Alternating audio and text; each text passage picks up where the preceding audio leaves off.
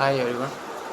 நேற்று வந்து நான் வந்து லா ஆஃப் அட்ராக்ஷன் அதெல்லாம் பற்றி ஒரு விழா சொன்னேன். அது எண்ணம் போல் வாழ்க்கை what you think you become அப்படின்னு சொல்லிட்டு நேற்று சொன்னது அதே தான். நம்ம எண்ணங்கள் தான் வாழ்க்கை அப்படிங்கிறத தவிர்த்து இந்த யூனிவர்ஸ் பிரபஞ்சம் அப்படிங்கிறது ஒன்று இருக்குது. அது நம்ம என்ன கேட்டாலும் அது நமக்கு கண்டிப்பாக கொடுக்கும் அப்படிங்கிறது. இந்த விஷயமும் வந்து அந்த அவங்க இந்தி மதி மாலாவோட அந்த செல்ஃப் ஸ்கூலில் தான் நான் பார்த்து தெரிஞ்சுக்கிட்டேன். அது நான் தெரிஞ்சுக்கிட்டேன் அப்படிங்கிறத விட நான் எந்த ஒரு விஷயமும் நான் நல்லா யோசிக்காமல் நான் வந்து ஒரு சில பேச மாட்டேன். அதை பற்றி தெரிஞ்ச மாதிரி நான் காமிச்சிக்க மாட்டேன். அவங்க சொன்ன அந்த செல்ஃப் ஸ்கூலில் வந்து இந்த யூனிவர்ஸ் கிட்ட நம்ம அது நமக்கு கண்டிப்பாக கொடுக்கும் நம்ம கேட்டது அப்படின்னு சொல்லிட்டு சொன்னாங்க. அதை நான் யோசித்து பார்த்தேன். அதாவது இந்த பிரபஞ்சம் கிட்ட கேட்குறது, இந்த பிரபஞ்சம் அப்படிங்கிறது நம்மளோட ஆழ் மனசு அப்படி தான், கான்ஷியஸ் மைண்ட் சப்கான்ஷியஸ் மைண்ட் அப்படின்னு சொல்லியிருப்பாங்க. நான் வந்து நேற்றே அந்த லா ஆஃப் அட்ராக்ஷனில் அந்த வீடியோவில் நான் சொல்லியிருந்தேன், எனக்கு சின்ன வயசுலேருந்து போலீஸ் ஆகணும்னு ஆசை அப்படிலாம் சொல்லிருக்கும்போது, இது நான் அப்போ வந்து எனக்கு ஒரு 16 இயர்ஸ் ஆகுது, 2008 அது. அப்போ வந்து நான் என்சிசியில் இருக்கேன், என்எஸ்எஸில் இருக்கேன், 10th படிச்சுட்டு இருக்கும்போது எனக்குன்னு ஒரு ஃபீலிங், நம்ம எல்லாருமே கரெக்டாக தான் படிக்கிறோம் எல்லாம் பண்ணுறோம், ஆனால் எல்லாருமே வந்து ஸ்போர்ட்ஸில் இருக்காங்க, நம்மளுக்கு எந்த ஸ்போர்ட்ஸுமே விளையாட தெரியலையே அப்படின்னு சொல்லிட்டு எனக்குள்ள ஒரு ஃபீலிங், நம்ம எதனா ஒரு ஸ்போர்ட்ஸில் போயிட்டு எதனா ஒரு கப்பு அதுமாரி வேர்ல்டு இது வாங்கணும், ஒரு டிஸ்ட்ரிக்ட் லெவலில் அந்த மாதிரிலாம் போகணும் அப்படின்னு சொல்லிட்டு யோசிச்சுட்டு இருக்கேன். இதுக்கப்புறம் 16 வயசு ஆகுது. இப்போ போயிட்டு நம்ம போய்ட்டு கிரிக்கெட்டு, வாலிபால், ஃபுட்பால்லாம் போய் திரும்பி ஃபஸ்ட்லேருந்து ஆரம்பிக்க முடியாது. நம்ம பாக்ஸிங் அந்த மாதிரி அதெல்லாம் போகலாம் அப்படின்னு சொல்லிட்டு தேடிட்டு இருக்கும்போது, அப்போல்லாம் வந்து இந்த ஆண்ட்ராய்டு மொபைல் பேசிக் மொபைலே வந்து எல்லார்கிட்டையும் இருக்காது. அந்த மாதிரி டைமில் வந்து ரோட்டில் ஒரு போஸ்டர் பார்க்குறேன். ஃபஸ்ட்டு பாக்ஸிங்க்கு ட்ரை பண்ணும்போது பாக்ஸிங்லாம் அப்போ வந்து ரொம்ப ரிச்சு, அதெல்லாம் நம்ம முடியாதுன்னு சொல்லிட்டு ரோட்டில் ஒரு போஸ்டர் பார்க்குறேன். அந்த போஸ்டரில் வந்து இருக்கவருக்கு ஃபோன் பண்ணுறேன். ஃபோன் பண்ணோன்னே இன்றைக்கி ஈவினிங் வந்து இங்கே வாங்க அப்படின்னு சொல்கிறேன். அங்கே பார்க்குக்கு போனால் கிளாஸ் நடந்துகிட்டு இருக்கும்போது வந்து அவர் வந்து என்கிட்ட ஃபார்ம் கொடுத்து இந்த ஃபார்ம் ஃபில் பண்ணிவிட்டு ஃபீஸ் எடுத்துகிட்டு வாங்க அப்படின்னு சொல்கிறார். அந்த ஃபார்மில் வந்து ஒரு விஷயம் போட்டிருக்கு, நீங்கள் ஏன் வந்து கராத்தே கற்றுக்கணும்னு சொல்லிட்டு ஆசைப்படுறீங்க அப்படின்னு சொல்லிட்டு. அதுக்கு வந்து அப்போ நான் அதில் போகிறேன், I want to become IPS officer அப்படின்னு சொல்லிட்டு நான் அதில் போகிறேன்.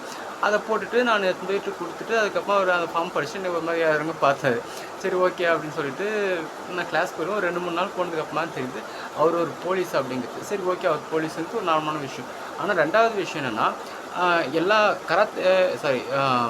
போலீஸில் வந்து volleyball team, football team, cricket team சொல்லிட்டு ஒன்று இருக்கும். அந்த மாதிரி வந்து போலீஸில் இருக்க கராத்தே டீமில் இருக்கவர் தான் வந்து இவர்.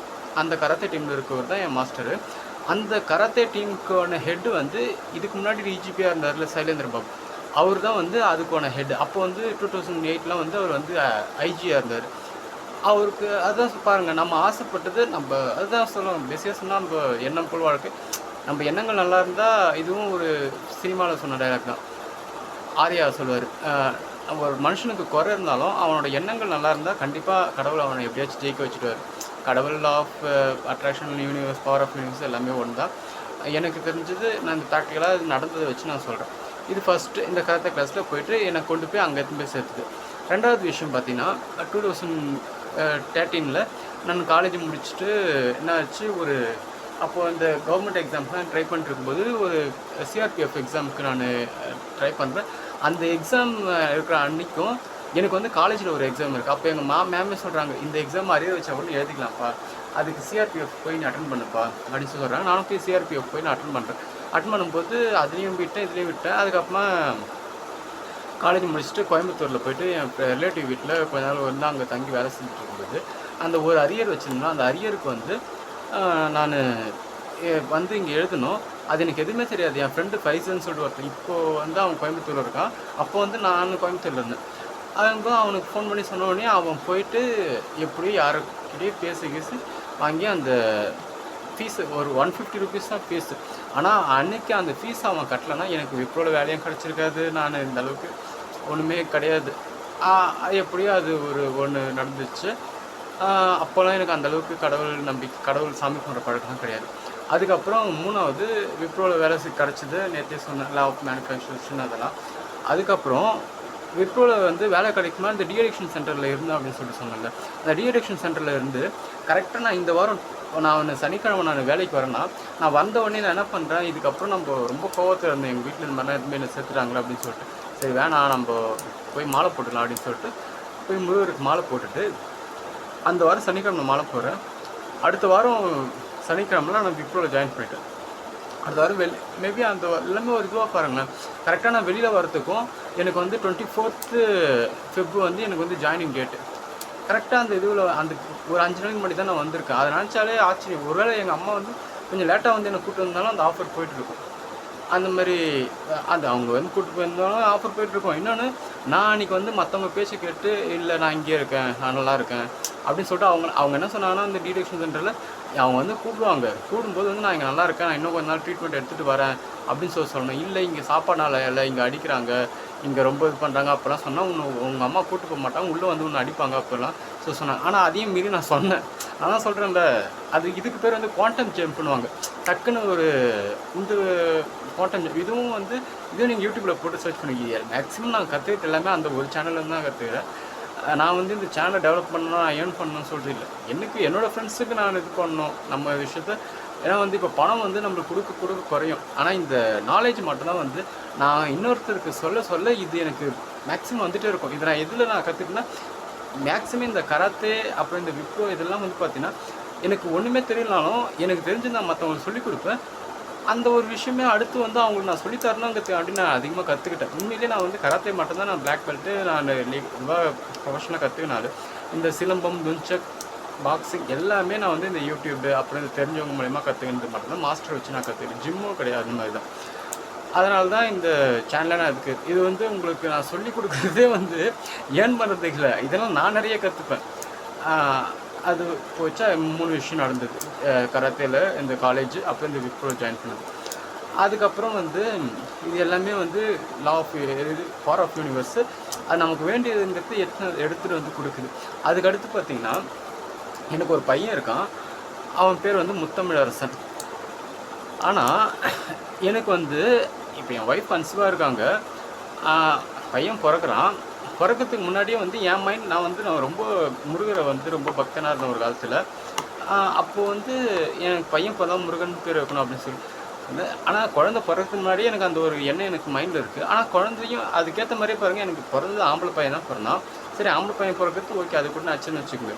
நான் போய் அவனுக்கு ஜாதகம் பார்க்கும்போது அவனுக்கு பேர் வந்து மா, மீ, மூ, மே அதில் வைங்க அப்படின்னு சொன்னாங்க.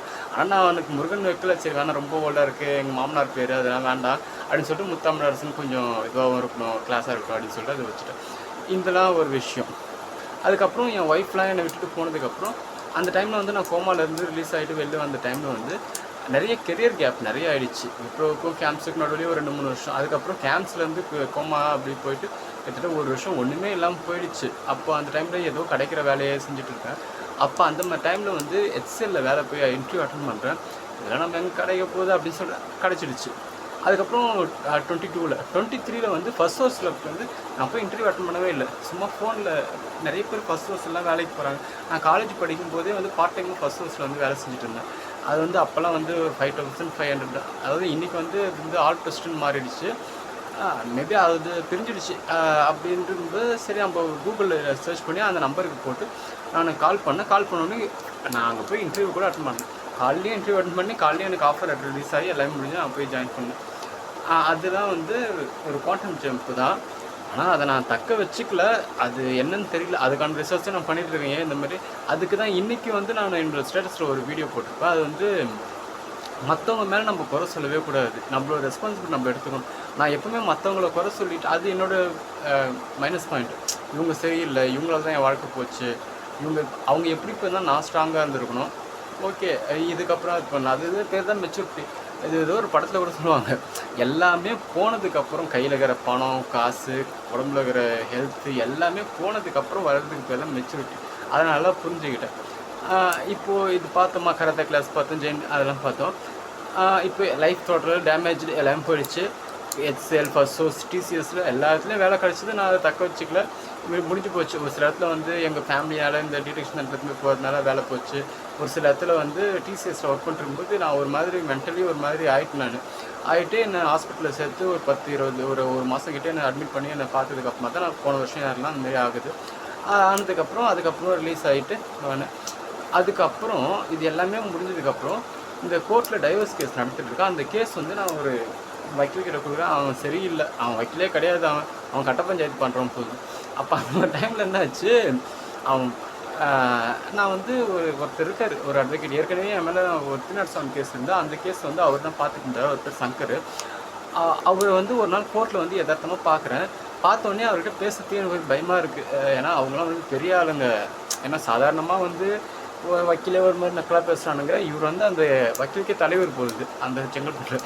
சரின்னு சொல்லிட்டு அவர் பார்த்துட்டு அவர்கிட்ட ஃபோன் நம்பர் வாங்கிட்டு அதுக்கப்புறம் அவர்கிட்ட ஃபோன் பண்ணி பேசுகிறேன். எத்தனை என்கிட்ட கொடுக்க சொல்கிறாரு. அந்த உன்னோட அந்த நீ வாட்ஸ்அப்பில் அனுப்பிச்சலப்பா அதெல்லாம் எத்தனை என்கிட்ட கொடுப்பா அப்படின்னு சொல்கிறாரு. சரிப்பா சரிங்க சார்னு சொல்லிட்டு வந்து அவர்கிட்ட ஒரு நாள் அவர் ஜாக்கிங் போகிற இடத்துல எடுத்து கொடுத்துட்டு ஒரு நாள் நீ கோர்ட்டு வாப்பா நீ வந்து என்கிட்ட பாரு ஒரு ஃபார்மை கொடுத்து என்கிட்ட இது வந்து என்னோடய பழைய வக்கீல்கிட்ட சைன் வாங்கிட்டு வாப்பா அப்படின்னு சொல்கிறாரு. சரிங்க சார்னு சொல்லிட்டு வாங்கிட்டு வந்துட்டேன். இது எல்லாம் நார்மலான ஒரு விஷயம். ஆனால் இங்கே யூனிவர்ஸ் இங்கே வந்து பவர் ஆஃப் யூனிவர்ஸ் எப்படி ஒர்க் ஆச்சுன்னு மாட்டோம்பாங்க. ஆக்சுவலாக நான் வந்து எப்பயுமே போகிற வழியில் எதனா கோயில் இருந்தால் போயிட்டு போவேன். அதுமாரி இந்த சாய்பாபா கோயில் ஒன்று இருக்குது கிளம்புறது, அங்கே நான் போயிட்டு போகிறேன். அங்கே போகும்போது நான் வந்து ரெகுலராக போகிற ஆள் தான். அவர் வந்து வருவாரா இல்லையான்னு ஆனால் இதுக்கு முன்னாடி எத்தனையோ வாட்டி அந்த கோயிலுக்கு நான் போயிருக்கேன். ஆனால் அவர் நான் பார்த்தது கிடையாது. அன்றைக்கி வந்து புதன்கிழமை அன்றைக்கி தான் வந்து நான் வந்து அவர்கிட்ட வந்து என் ஃப்ரெண்டு ஒருத்தரை கூப்பிட்டு போயிட்டு இந்த மாதிரி என்ன சார் பண்ணணும் அப்படின்னு சொல்லி அவர் ஒரு ஃபார்ம் கொடுத்து இல்லை கையெழுத்து வாங்கிட்டு வரணும்ப்பா அப்படின்லாம் சொல்லி அனுப்பிச்சிட்டாரு. அனுப்பிச்சிட்டதுக்கப்புறம் எனக்கு ஒரே யோசனை, இந்த ஆளுக்கு கொடுத்துட்டாரு, அவன் கையெழுத்து போடுவானான்னு தெரியலையே பழைய வக்கீல் அப்படின்னு சொல்லிட்டு அதே யோசிச்சுட்டு என்ன நடக்குமோ அப்படின்னு சொல்லிட்டு சாய்பாபா கோயிலுக்கு போகிறேன். நான் சாய்பாபா கோயிலுக்கு போயிட்டு கடவுளே எப்படி அப்போலாம் நான் டிசிஎஸில் ஒர்க் பண்ணிகிட்டு இருக்கேன். போன வருஷம் தான் போயிட்டு சாமியை கும்பிட்டு நான் என்ன இதுன்னு சொல்லிட்டு அப்படியே நான் கீழே இறங்கும்போது பார்த்தா இந்த டோலில் யாரோ இப்படி டெஸ்ட் பண்ணுறாங்க. யாரா அதுன்னு சொல்லிட்டு பார்த்தா அவரு. அது நீங்கள் சாமினும் எடுத்துக்கலாம், பவர் ஆஃப் யூனிவர்ஸ்னு எடுத்துக்கலாம், எப்படியோ ஒன்று எடுத்துக்கலாம். இது லக் ஃப்ளுக்கல்ல இவ்வளோ நாள் அந்த கோயிலுக்கு போயிட்டுருக்கேன், அதே இடத்துல தான் இருக்கேன். நான் அவரை பார்த்தது கிடையாது. அன்றைக்கி நான் பார்த்தேன். அதுவும் அந்த கேஸை கொடுத்த அன்றைக்கி மறுநாள் நான் பார்த்தேன். அதுக்கப்புறம் எனக்கு ஒரு கான்ஃபிடென்ட், ஓகே ஏற்கனவே நம்ம ஒரு விஷயத்துலேருந்து இவர் தான் காப்பாற்றினார், ஓகே அப்படின்னு சொல்லிட்டு அவர்கிட்ட நான் அந்த கேஸை கொடுத்துனேன். இதுதான் வந்து பவர் ஆஃப் யூனிவர்ஸு. இது பல விஷயத்தில் நம்ம சொல்கிறோம். எண்ணம் போல் வாழ்க்கை, what you think you become. ஒருத்தவங்க மனசு நல்லா இருந்தால் எல்லாமே நல்லபடியாக நடக்கும் அப்படிங்கிறது.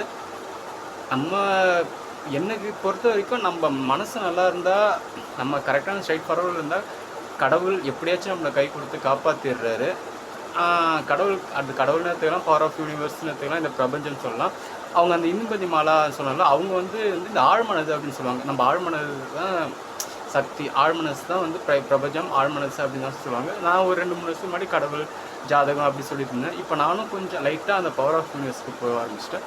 ஓகே, என்னோடய இதுவுக்கு அந்தளவு எனக்கு தெரிஞ்ச வரைக்கும் நான் சொல்லியிருக்கேன். நீங்கள் இதுலேயே வந்து மற்ற யூடியூப் சேனல்லே நீங்கள் பாருங்கள், கூகுள்லேயும் செக் பண்ணி பாருங்கள். இந்த பவர் ஆஃப் யூனிவர்ஸ் நல்லா இருக்குது. நல்ல விஷயத்த 4 பேருக்கு சொல்லலாம். நம்மளால் 4 பேர் நல்லா நல்லது தானே. தேங்க்யூ.